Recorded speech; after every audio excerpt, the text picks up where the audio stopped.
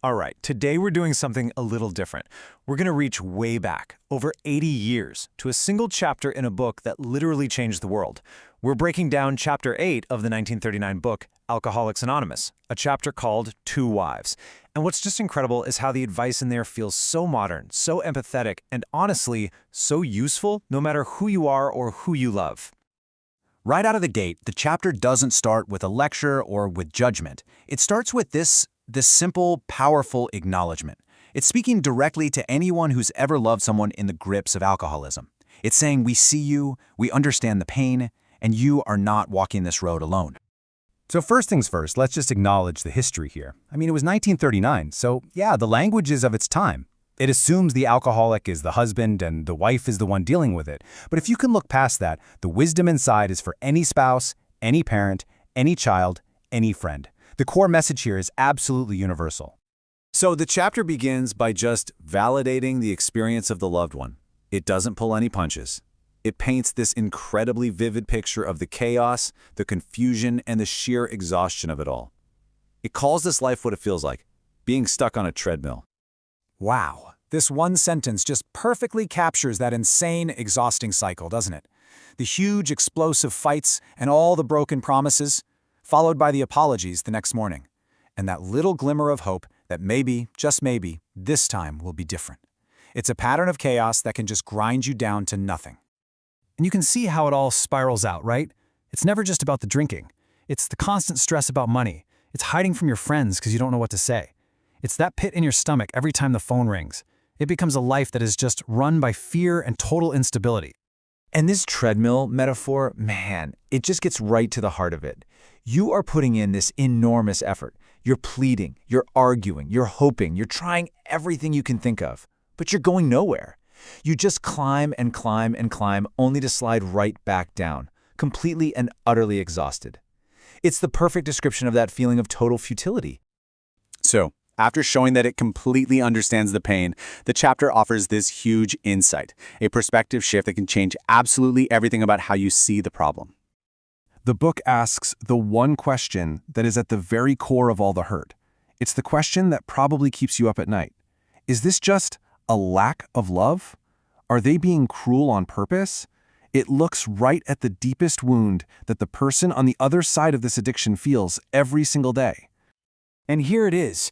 Here is the book's radical answer.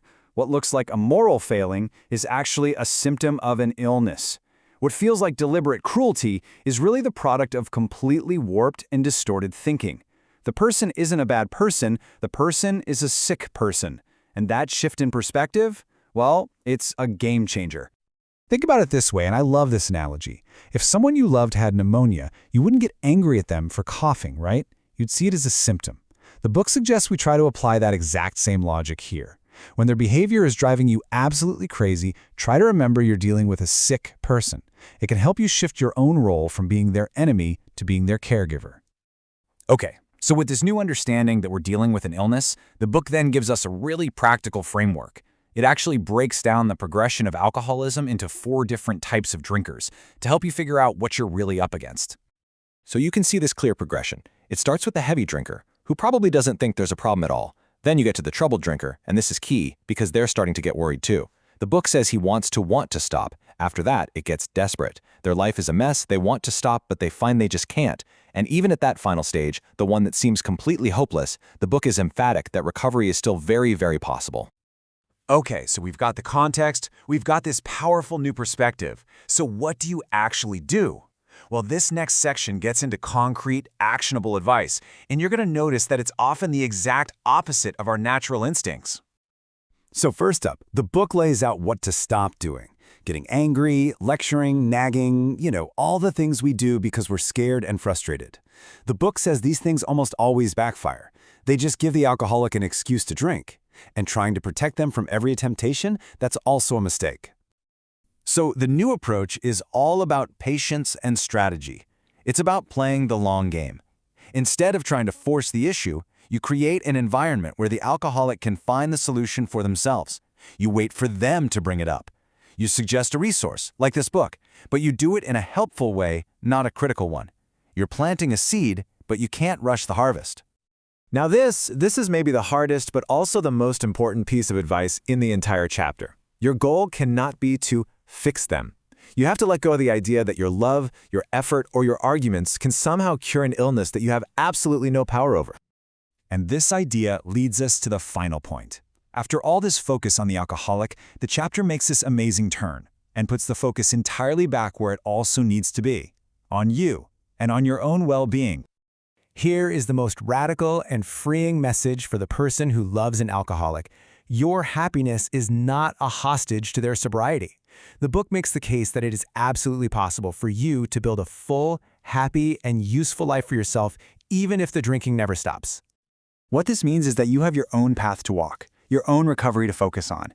It means looking honestly at your own resentments and self-pity. It means finding some spiritual principles that work for you. It's about developing new interests, finding a new purpose.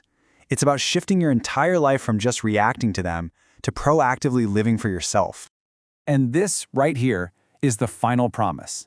The journey isn't just about surviving a nightmare. It's actually about a profound personal transformation.